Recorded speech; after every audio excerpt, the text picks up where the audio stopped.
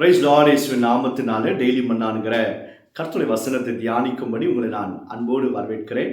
இன்றைக்கு கர்த்தருடைய வசனத்தை 1 சாமுவேல் 16வது அதிகாரம் 7ஆம் வசனத்தை நாம் வாசித்து தியானிக்க போகிறோம்.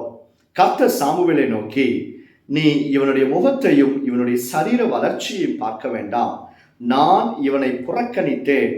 மனுஷன் பார்க்கிறபடி நான் பாரேன். மனுஷன் முகத்தை பார்ப்பான், கர்த்தரோ இருதயத்தை பார்க்கிறார். அல்லேலூயா. கர்த்தரோ இருதயத்தை பார்க்கிறார். மனுஷன் முகத்தை பார்க்கிறான், கர்த்தரோ இருதயத்தை பார்க்கிறார். ஈசாயுடைய வீட்டுல தாவீதுக்கு முன்பாக அவருடைய அண்ணன்மார்கள் இருக்கிறாங்க. ஒருவேளை அவர்கள்தான் அடுத்த இஸ்ரவேலின் ராஜாவோ என்று சொல்லி சாமுவேல் நினைத்து நினைத்து அந்த தைலத்தை ஊற்ற போகிறாராம். கர்த்தர் சொல்றாரு, இவன் அல்ல, இவனை புறக்கணித்த, இவன் அல்ல, இவன் அல்ல, இவன் அல்ல என்று சொல்லி தாவீதுக்கு முன்பாக இருந்த அண்ணன்மார்கள் எல்லாரையும் புறக்கணித்து தாவீதை கர்த்தர் தெரிந்து கொண்டார் இஸ்ரவேலின் ராஜாவாக. இந்த வசனத்தை கேட்கிற கர்த்தருடைய பிள்ளைகளை, கர்த்தர் உன்னை தெரிந்து கொண்டிருக்கிறார். உன்னை தெரிந்து கொண்டிருக்கிறார் அப்படின்னா என்ன அர்த்தம்? உனக்கு முன்பாக கர்த்தர் அநேகரை புறக்கணித்தும் இருக்கிறார். இந்த வேலைக்கு, என்னுடைய ராஜ்யத்தின் வேலைக்கு, இந்த பணிக்கு இவன் தான் சரியான ஆள் என்பதாக சொல்லி கர்த்தர் உங்களை தெரிந்தெடுத்திருக்கிறார். இந்த இடத்துல கர்த்தர் சொல்றாரு, கர்த்தரோ இருதயத்தை பார்க்கிறார். கொஞ்சம் யோசித்து பாருங்க, இந்த அண்ணன்மார்களிடத்துல இல்லாத ஒரு குணம், ஒரு இருதயம், ஸ்பெஷாலிட்டி டேவிட் இடத்துல, தாவீது இடத்துல என்னையா உண்டு? தேவனாகிய கர்த்தர் ஈசாயினுடைய வம்சத்தை தெரிந்து கொள்ளுகிறார். இந்த வம்சம் யூதா கோத்திரத்திலிருந்து வந்த ஒரு வம்சம். இதுல தாவீதை கர்த்தர் தெரிந்தெடுத்து இஸ்ரவேலுக்கு ராஜாவாகவும், இந்த கோத்திரத்துல தான் இயேசு கிறிஸ்துவை பிறந்தார். தாவீதை குறித்து வாசிக்கிறோம், கர்த்தருடைய இருதயத்திற்கு ஏற்ற மனுஷனா.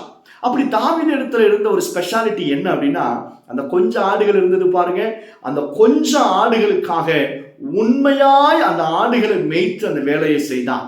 தாவீது சொல்லுகிறார், ஒரு முறை கரடி வந்தது, சிங்கம் வந்தது, அவைகளுக்கு முன்பாக தாவீது தன்னுடைய ஜீவனை பணயம் வைத்து, உயிரையே கொடுத்து பணயம் வைத்து அந்த கொஞ்சம் ஆடுகளை காப்பாற்றினானா. உண்மையுள்ளவனாக இருந்தான். Are you faithful? நீங்கள் உண்மை உள்ளவனா இருப்பீங்கன்னா நிச்சயமாய் கர்த்தர் உங்களை உயர்த்துவார். எழுதி வச்சுக்கோங்க. நீங்க கர்த்தர் உங்களுக்கு கொடுக்கிற சின்ன வேலையோ பெரிய வேலையோ, சைக்கிள் கடையில வேலை செஞ்சாலும் அங்க உண்மையா இருங்க. மண்ணு தூக்குற வேலையா இருந்தாலும் அதுல உண்மையா இருங்க. கர்த்தர் உங்களை உயர்த்துவார். என்ன தெரியுமா? என்ன இதுல ஸ்பெஷாலிட்டி அப்படின்னா, கர்த்தர் நம்முடைய முகத்தை பார்க்க மாட்டார், நம்முடைய சரீரத்தை வளர்ச்சியை பார்க்க மாட்டார். நீங்க ஒல்லியா இருக்கலாம், குள்ளமா இருக்கலாம், கருப்பா இருக்கலாம், படித்தவர்களாக இருக்கலாம், படிப்பறிவு இல்லாதவர்களாக இருக்கலாம், யாராக இருந்தாலும் சரி, இருதயத்துல கர்த்தருக்கு முன்பாக உண்மையா இருந்தீங்கன்னா நிச்சயம் கர்த்தர் உங்களை உயர்த்துவார். கையை மேல உயர்த்து ஆமென் சொல்லுங்களேன். ஆமென். தாவீதை கர்த்தர் உயர்த்தினார். பாருங்க, இதற்கு பிற்பாடுதான் கோலியாத்தை தாவீது முறியடித்தான். ஆனா அதற்கு முன்பாகவே தாவீதை கர்த்தர் ராஜாவாக தெரிந்து கொண்டார். அப்ப தெரிந்து கொள்ளப்பட்டவன் 7ஆம் பள்ளத்தாக்குல வருகிற வரைக்கும் கோலியாத் என்கிற ஒரு மனுஷன் கூக்குரல் இட்டு கொண்டே இருந்தான். இந்த தெரிந்து கொள்ளப்பட்டவன், அபிஷேகிக்கப்பட்டவன் எப்போ அந்த பள்ளத்தாக்குல கோலியாத்துக்கு முன்பாக வந்தானோ அன்றைக்கு சாத்தானுடைய, சத்துருடைய கூக்குரல் முடிந்தது, பயமுறுத்துதல் முடிந்தது.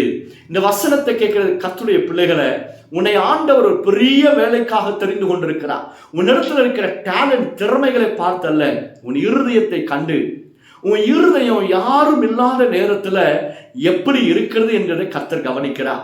உன் இருதயத்துல கசப்போடு இருக்கீங்களா? தயவு செய்து அதை விட்டுருங்க. யாரையாவது மன்னிக்காம இருக்கீங்களா? தயவு செய்து விட்டுடுங்க, மனம் திரும்புங்க. உன் இருதயத்துல இச்சை இருக்கா? தயவு செய்து விட்டுடுங்க, மனம் திரும்புங்க. பரலோக ராஜ்யம் சமீபித்து இருக்கிறதா?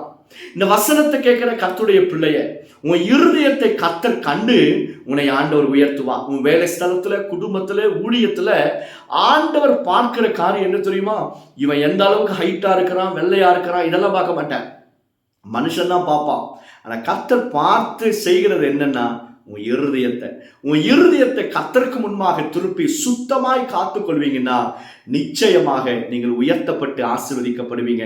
இந்த சங்கீதக்காரன் தாவீது தான் சொல்லுகிறான், ஆண்டவரே, உமக்கு வேதனை உண்டாக்குகிற வழிகள் என்னிடத்துல உண்டோ என்று ஆராய்ந்து, ஆண்டவரே, என்ன நீங்க சுத்திகரிங்க, எனக்கு சுத்த இருதயத்தை கொடுங்க ஆண்டவரே என்பதாக தாவீது ஜெபிக்கிற மனுஷனாக இருந்தான். சுத்த இருதயம் உடையவர்கள் நிச்சயமாக தேவனால் உயர்த்தப்படுவீங்க. அதுல சந்தேகமே கிடையாது. உங்க இருதயத்தை கர்த்தர் பக்கமாய் திருப்புங்க. உங்க இருதயத்துல கர்த்தருக்கு முன்பா உண்மையா இருந்தீங்கன்னா நிச்சயம் கர்த்தர் உங்களை உயர்த்துவார். சோமல்லாமா, பரலோக பிதாவே, எங்களுடைய இருதயத்தை பார்ப்பதற்காக ஸ்தோத்திரம். உங்களுடைய பிள்ளைகள் உங்களுக்கு முன்பாக உண்மையும் உத்தமமாய் ஆண்டவரே இருக்கிறதையும் ஓடுவதையும் பார்க்கிறேன். உங்களுடைய பிள்ளைகளை மனதார ஆசீர்வதித்து எல்லா சத்துருவின் கைகளிலிருந்து விடுதலையாக்குங்கப்பா. உங்களுடைய பிள்ளைகளுடைய தலையை நிமிர செய்வீராக, அபிஷேகிப்பீராக. இந்த நாள் உங்களுடைய பிள்ளைகள் செய்கிற எல்லா வேலைகளையும் போக்குவரத்தையும் ஆசீர்வதித்து பலப்படுத்துங்க. பெரிய காரியங்களை செய்யும் இயேசுவின் நாமத்தினால ஜெபிக்கிறோம் பிதாவே. ஆமென், ஆமென். God bless you. God bless you all.